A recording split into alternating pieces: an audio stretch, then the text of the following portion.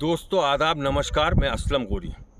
मैं सभी देशवासियों के बीच अमन शांति भाईचारे का पक्षधर हूँ। लेकिन अगर हमारे देश या प्रदेशों की सरकारें कोई कायदे कानून या कोई भी तरीका भेदभावपूर्ण तरीका अपनाते हैं तो उस पर विरोध करने का भी मुझे वैधानिक अधिकार है। आज़ादी के 77 वर्ष तक देश में जो काम नहीं हुआ वो वर्ष 2025 में उत्तर प्रदेश सरकार तथा भारत सरकार ने कर दिखाया।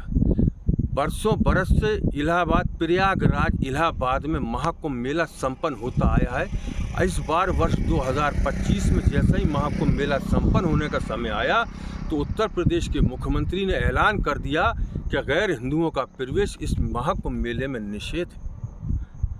जबकि महाकुंभ मेला जिस तट पर लगता है वह गंगा जमुना का संगम होता है, उसी से गंगा जमुनी सभ्यता का उदय होता है। और ऐसे मुकाम पर यह ऐलान करना, मैं समझता हूँ कि गंगा जमुनी तहजीब को धूमिल करने का भी काम किया हो तो कोई अतिशयोक्ति नहीं होगी।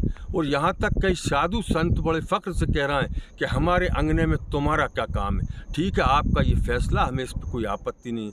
लेकिन भारत सरकार ने अपने बहुमत के आधार पर वक्फ बोर्ड बिल में जो संशोधन करने का मंसूबा वक्फ बोर्ड संपत्तियों को बर्बाद करने के लिए किया और अपने बहुमत के आधार पर उस पर संशोधन कर दिया।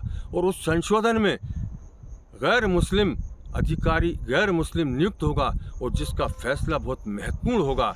जबकि वक्फ बोर्ड संपत्तियाँ जो मुसलमान मजहबी एतबार से सवाब की दृष्टि से मस्जिदों को, मज़ारों को या कब्रस्तानों को दान करते हैं, वो संपत्तियों का दिशा निर्देश गैर मुस्लिम देगा। संपत्ति हमारी, दिशा निर्देश तुम्हारा। ऐसे में ये कहावत यहाँ मुझे कहना भी गलत ना होगा कि हमारे अंगने में तुम्हारा क्या काम। और आज इस तरह के कानून का अगर मुसलमान सड़कों पर विरोध कर रहे हैं तो कई सरकारें अपनी ताकत का उपयोग कर उनके खिलाफ प्रकरण दर्ज कर रहे हैं, विरोध को दबाने का काम कर रहे हैं। ये इस तरह का काम लोकतांत्रिक परंपराओं के अनुरूप गलत है।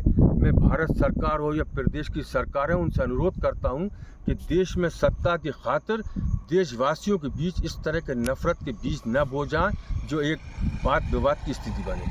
आज देश में नफरत की बीमारी के शिकार अनेकों देशवासी बहुत जश्न मना रहा है वक्फ बोर्ड अधिनियम में।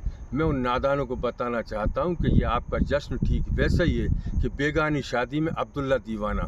मैं सरकारों से निवेदन करता हूं कि देश में वासियों के बीच अमन शांति भाईचारा बनाए रखना ये सरकारों का कर्तव्य है। इसी विचार के साथ मैं अपनी बात समाप्त करता हूं। हिंदुस्तान